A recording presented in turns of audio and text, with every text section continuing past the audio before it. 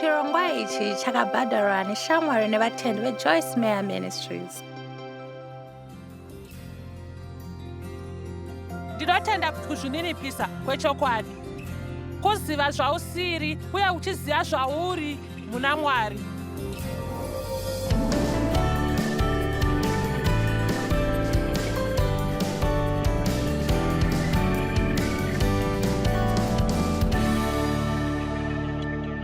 Vangani venyu vanomborota nekuradzwa zveupenyu hwavo kuda kuita chinhu chakanaka. Ehoi. Uye vangani venyu vanotsamwa kuti zvinotora nguva yakareba sei. Uye ndinonzwisisa. Hama, ndinonzwisisa here. Ndakatanga kudzidzisa Bhaibheri ndiri kumba makore 40 apfuura. Rekutanga raiva nevanhu 12 mariri. Uye rakakura kusvika 25 ndikaridzidzisa kwemakore 5. Ndiri pakati paizvozvo takawedzera rimwe zvino. Makore 2.5 apfuura ndakadzidzisa 2. Ndaidzidzisa Bhaibheri kumba. Uye ndinoparidza sezvandiri kuita izvezvi. Ndaive ndakazvivharira muimba yangu yekugara nevanhu 25. Ndakasiya basa randaishanda mazuva ese kuti ndigadzire ushumiri. Ushumiri hwacho hwainyanyoda mari.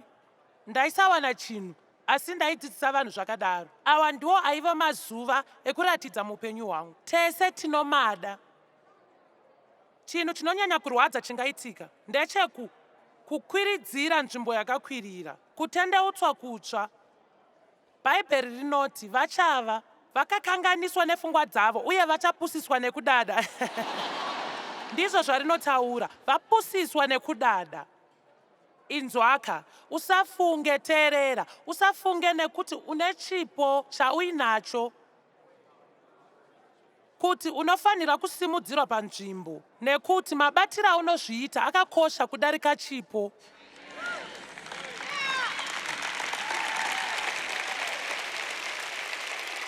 Kana vanhu vese chinhu chega chaunenge vachingoda kuratidza chipo chavo ngavaende kunyika vanozviita. Asi kana uchida kushumira Mwari nezvipo zvako nezvaunogona, saka panofanira kuve nekukura.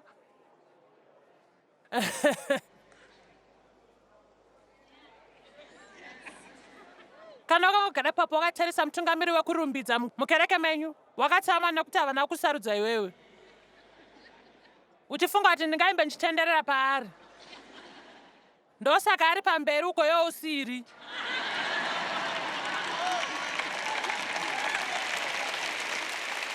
Ndaimbotarisa vanhu vachishumira pachivhitivhiti ndichingofunga ndokwanisa kushumira zviri nani pana ivo. Handizive nei ndakangogara muno mune vanhu 25 ivavava. Ndinoparidza ndichivatenderedza. Ndosaka ndandingori nevanhu 25 andandinavo. Kwete nekuti ndaisagona kuparidza, asi nokuti ndaive nekuzvikudza. Mapabata.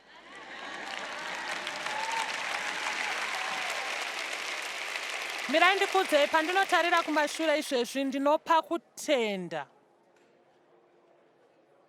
kuti Mwari vakandimisa, Mwari vakandimisa, vakandiedza nekundiedza nekushanda neni. Ndinofara. Ndinovimba kuti ukamirira Mwari nguva yavo unopinda mazviri kwenguva yakareba. Asi ukasimudzirwa nekukurumidza, uchaenda mudenga unopfakanyuka ikoko, kupera moto. Amen.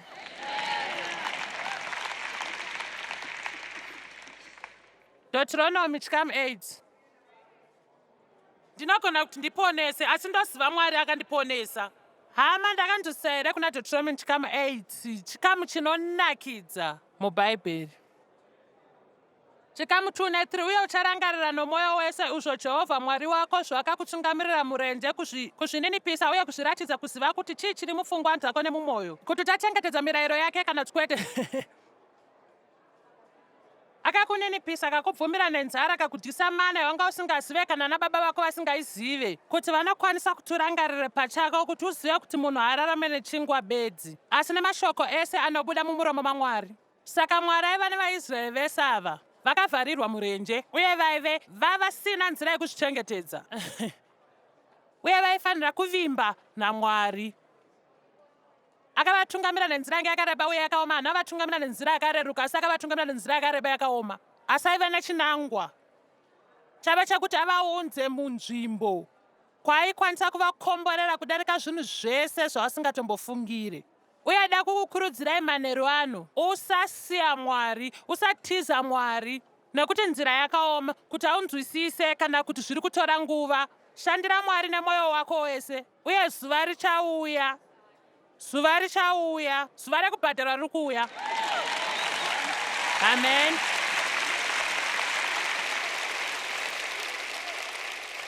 VaHebheru 11 chikamu 6, kana pasina kutenda hazvibviri kufadza Mwari. Ivo vanouya kwauri vanofanira kutenda kuti ndiye anoripa vese vanonyatsokumutsvaga nemwoyo wese. Kana uchinyatsokutsvaga Mwari, muripo wako uri munzira.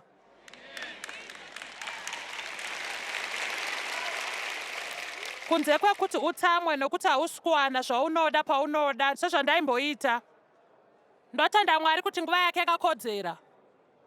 Itai kuti azive kuti unoziva paunenge wagadzirira, kuti Mwari anovhura misuwo yedenga okukwidziridza munzvimbo yaanoda kuti uve iwe.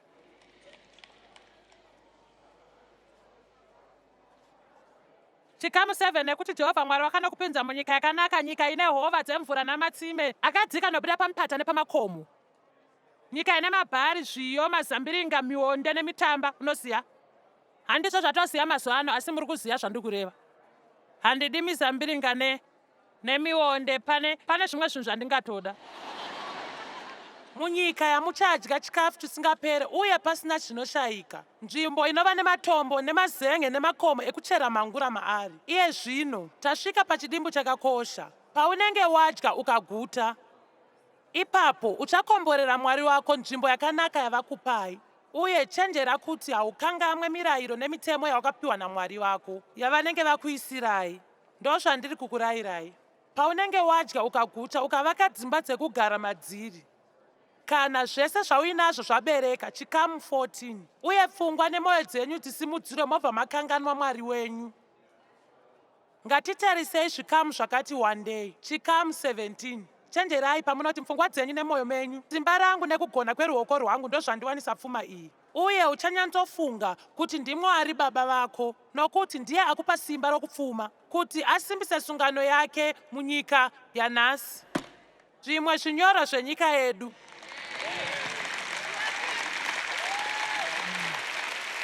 Nyika iyi haina kusvika nekuti taive neukuru, asi nekuti taishumira Mwari mukuru.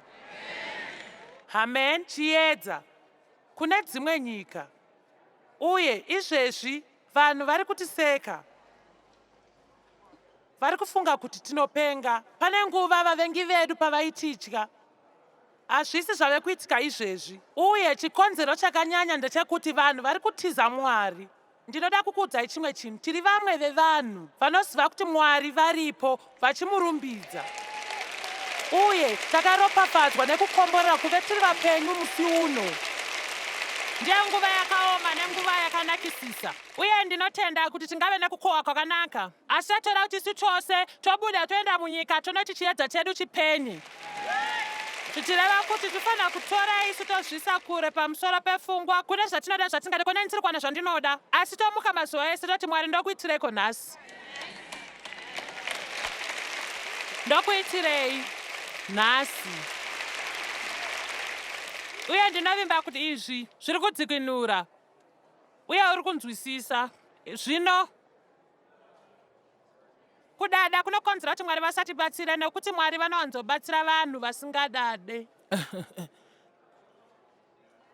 James 4:6 anoti panyasha dzakawanda-wanda hamusi kupa kutenda kwenyasha here? Simba romweya mutsvene, asi nyasha hadzisi tsigiro dzakakodzera bedzi, asi isimba romweya mutsvene rinoita kuti zvinhu zviitike muupenyu hwangu zvandasingakwanise kuita inini. Mupostori Pauro akati, ndiri zvandiri nenyasha dzaMwari. Akati akashanda kudarika munhu wese, asi ndisirini ndaita basa racho, asi dzaive nyasha dzaMwari dzaisa basa racho. Asi ndinongokuudzai kuti ndinongotarisa pakarenda kwegore ndongoti ndanga ndisingazive ndakatombozvifambisa sei. Handitombozive. Ndati kumunhu manheru ano ndikati, ndingori ne50 ezvidzidzo zvekuita gore rino. Asi dai ndakafunga makore 15 ndofanira kubuda ne15 zvekutaura. Asi unozivei, Mwari vachazviita. Uye Mwari anoita zvose zvaunoda kuti aite. Ukazembera paari, woisa kuvimba kwaari. Pamwe vamwe venyu muri kusangana nematambudziko akasiyana-siyana. Kudarika ini pamwe uri kushanda pabasa pausiri kubatwa zvakanaka, Mwari vanokupa nyasha dzekuti mumiririre. Ungava uri mamiriro ezvinhu mumuri, apa ndiwe wega mutendi. Sekerera kumeso kwake, wotenda kuti Mwari akuisa panzvimbo yekuti unozova muenzaniso kune umwe munhu. Tinofanira kumira kuzvinzira tsitsi nekuti hatisi kunzwa mushe nguva dzakawanda. Handei vari apo muri kunyemwerera. Ndinyemwererei. Hatisi chokwadi here? Hazvisi zviri nani here kumuka mangwanani wofunga kuti ndokwanisa kuita zvandinoda kuita nhasi nokufurikidza naKristu ndiye simba rangu. Cheta kuti rive zuva rakanaka. Hazvina kumbonaka here panongomuka wobva wati Mwari wangu, ini handiziva kuti chii chingaitika nhasi.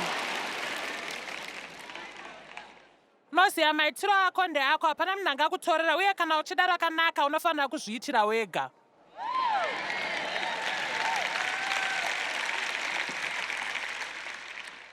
Anotipa nyasha dzakawanda uye nesimba roMweya Mutsvene kuti tisangane neuroja hwakaipa hwakazara. Ndosaka achiti Mwari anodzivisa vanozvikudza nekudada, asi anopa nyasha singapere kune avo vanozvininipisa kuti vagamuchire. Saka zvinozofamba kudai, Mwari ndibatsirei. Ndiyo nzira munamata unoshanda nawo. Ndibatsirei. Ndinoti makore akafura kare kare. Ndichiri kuzvirangarira zvichiri handasi 25 makore apfuura. Ushumiri hwaiva tanga kushanda sikari kadiki. Ndaingomhanya nchiparidza kuti chese chinokwanisa kuteerera. Uye zvino, Mwari wangu, ndakashanda zvinosimba, ndotoshamisika kuti konei ndisati ndafa. Uye zvino ndinorangarira kuti ndanga ndine gore rese pandaingofamba-famba. Mwari ndibatsirei. Mwari ndibatsirei. Ndakawana kuti ndakasingatoziva kuti ndoda rubatsiro rwei. Ndaingoziva ndoda kubatsirwa. Ndinoda ndaiziva kuti Mwari vakasandibatsira ndaiva kure nemusoro wangu. Vangani venyu vanonzwa kuti vari pamusoro pepfungwa dzavo asi hautomboziva kuti vanoita sei. Munamato mukuru wekunamata, Mwari ndibatsirei. Mwari ndibatsirei, Mwari ndibatsirei. Ndibatsirei. Ndibatsirei, Mwari. Tenzi ndibatsirei. Izvezvi pane chimwe chinyorwa, Petro wekutanga 5:5. Izvi zvakanyoreba mubhaibheri itsva tichangozvisa kumusoro uku. Kuonekera da kuti toreka nguva tizvitarise izvi. Saizvozvo imi vaduku muzviise pasi, muve chidzidzo kuvakuru. Ushumiri uye kutungamirira kunamata kwekereke. Kuvapa ruremekedzo kwakafanira kumazano avo. Zvipfekedzei imi mose nekuzvininipisa. Chataura pamusoro pekupfeka kuzvininipisa. Sati abva usiku hanhasi. Sekuchema-chema kwemushandi, chokufuka chako chachigoni kusunungurwa kubva kuna Mwari. Kuzvininipisa kuvharidzira. Iva nerusununguka nekuzvininipisa kune vamwe vanhu. Sezvo Mwari akasuduruka kubva pane vanotsvinya, vanodada, vane kuzvikudza, kutarisira vamwe pasi, uye anopikisa, kutsamwisa nekuvarwisa. Asi anopa nyasha kune vanozvininipisa. Izvezvi, nguva zhinji kana chiedza kuti chimwe chinhu chiitike kwatiri nesimba redu asi hachishande, tiri kuzama kurwisa vakaipa. Uye pane nguva mvengi paanotirwisa, asi zvose zvisina kururama zvingobve kuna Satani chete. Dzimwe nguva takadzamirwa nekuti Mwari haasi kutivhumira kuti tive nezvatinoda, nokuti tiri kuita zvinhu zvisina kururama kuti zviwane. Tiri kuda kuti zviite tega, pane kuti tiende kwaari tizembere paari. Tobva tamuudza kuti tarisa, handitombozvide kana zviri zvako, asi kana chiri chido chako ndiwe wega unoita kuti chiitike. Saka ndiri kuti izvezvi papana zvandiri usipo, ndinozembera pauri uye ndiri pano. Kana uchikwanisa kuita chinhu chiite, asi kana usingakwanise neni handikwanise.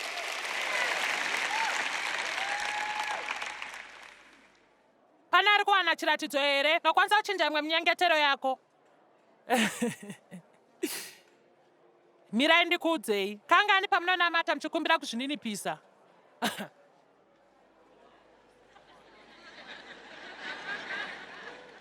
Taura chokwadi, ndepapo wakamboenda pamberi paMwari wonyatsonamata kuti Mwari vakuninipise.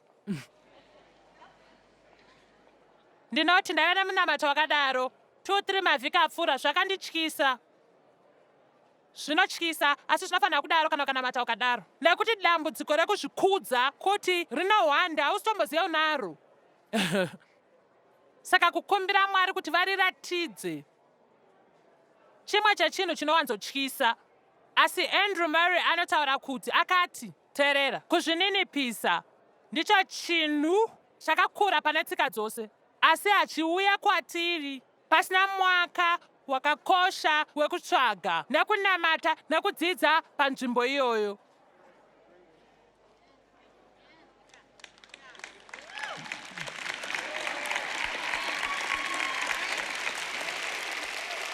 Munoziva, ndaziva kuti gungano remusi wechishanu, dzimwe nguva musi wechishanu tinongo, unoziva, ndipo paunenge une vanhu vanenge vasingazivi kuti vari kudei, asi ndo paunongouya.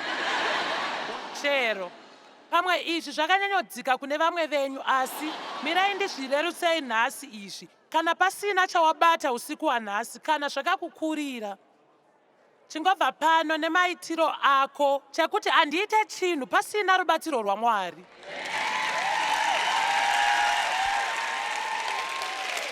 Handisi chinhu pasina Mwari. Handisi chinhu pasina Mwari. Uye ndinoda kuve nechokwadi kuti handisi kushungurudza vanhu, nekuti handisi nani kudarika munhu wese. Iyi ndiyo nzvimbo yakanaka yekutangira. Kana ukasanzwa chinhu, rangarira mashoko aya. Unoziva, uri munhu akanaka chose, asi hauna kudarika munhu wese, kana neniwo. Amen. Nekuti ndiri pamberi pevanhu nhasi, hazvifadze Mwari. Andiisa pamusoro pano, asi haasi kufara kuti ndiri pano, nekuti anotida tose zvakafanana. Uye zvatinokwanisa kuita tose ndizvo zvaanotipa Mwari munyasha kuti tiite. Ndinoshuvira kuimba safiu, asi Mwari haana kundipa chipo ichocho. Ndinoda kuridza zvombo 4 kana 5 mukereke muno, asi Mwari haana kundipa chipo ichocho. Ndichingodaro, dai ndikwanisa kuzviita zvose, ndoda kuimba, ndoda kuridza, ndoda kuita zvose, ndozvifarira.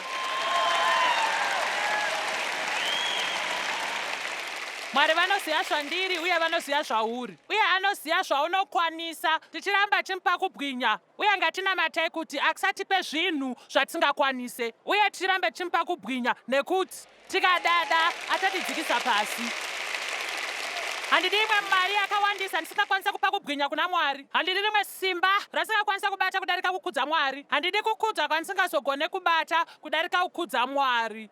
Usade chinhu chausingakwanise kuwana, uye uise Mwari kekutanga muupenyu hwako.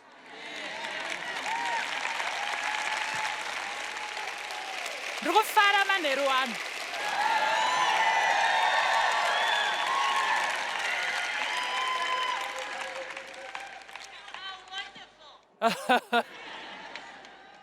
Hano mashoko mashoma kubva kuna Andrew Murray. Kuzvininipisa inzira yekutsvaga Mwari nguva dzese. Kushaya kuzvininipisa itsananguro yakakwana pakushaya nepakutadza. Kuzvininipisa kuna chinzvimbo chakakosha chinowanzokodzera kwachiri kunze kwomuupenyu hwaJesu.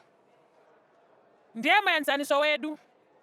Hapana chinhu chine ngozi kupfuura kudada zvinongoitika kwatiri zvakavanzika kumeso kwedu. Unyoro nekuzvininipisa ndo zvinhu zvairatidza kuti ava vanhu vanotevera Jesu. Peturo aiva nedambudziko rerudado, asi akazvininipisa, ipapo akabuda akasimba. Vanhu 3000 vakamubatsira rimwe zuva. Kumbira Mwari kuti akubatsire. Namata kana une mweya wekuzvikudza, kana neimwewo nzira yausiri kubata vanhu zvakanaka. Vamwe venyu munofunga kuti ini handina dambudziko rekudada, ini ndine dambudziko rekufunga handisi chinhu. Uye munofanira kuti muri ani muna Kristu. Ndo zvemachokwadi. Uye ndinotenda kuti kuzvininipisa kwechokwadi kuziya zvausiri uye uchiziya zvauri muna Kristu.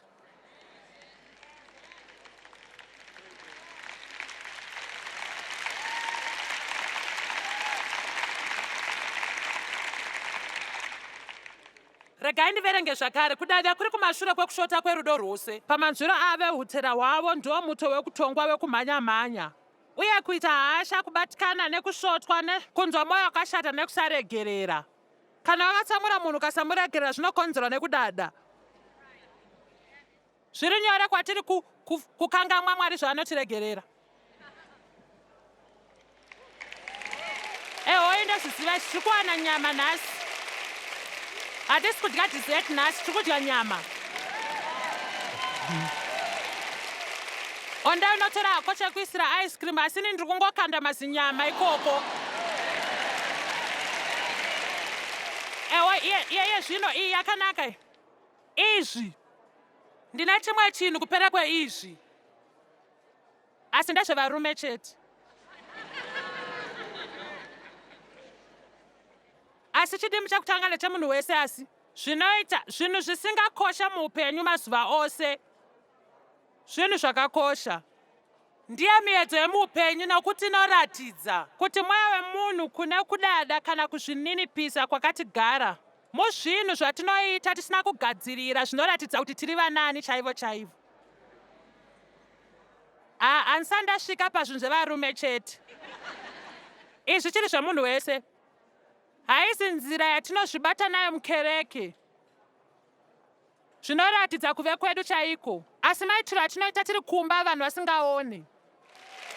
Patinatozva kuti hapana ari kuona. Iyi ndiyo yevarume chete.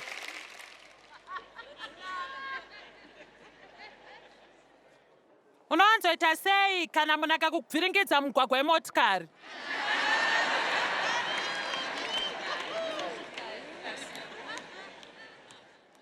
Mukadzi chete uyu. Munoziva zvinowanzondifizura kana Dave paanoti mukadzi chete uyu.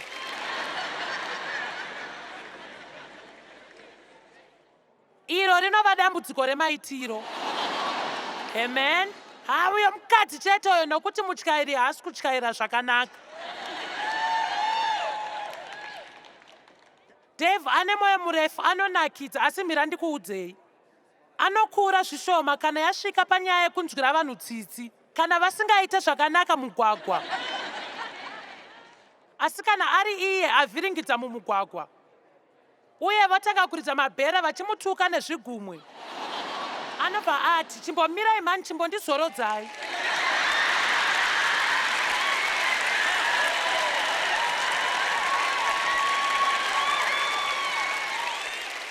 Ndipei zororo.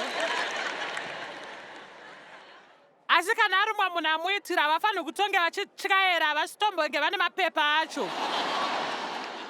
Uye vanofanira kunge vari mukadzi.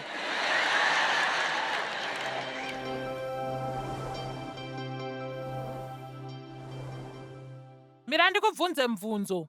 Pane akakurwadzisa here zvekuti hausati wakwanisa kuvaregerera? Unoziva chete chatinofanira kuita kuzvininipisa.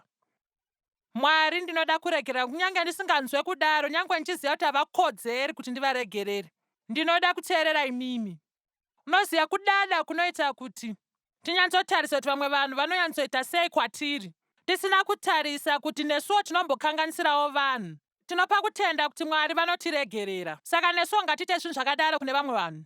Unoziva ndinotenda kuti muchero wemweya wakakosha zvisingaite. Kana Mweya Mutsvene ukauya muupenyu hwedu, anoda timubvumire kushanda nesu kuti akudze michero muupenyu hwedu. Rudo, mufaro, rugare, kutsungirira, kunaka, mutsa nezvimwe nezvimwe.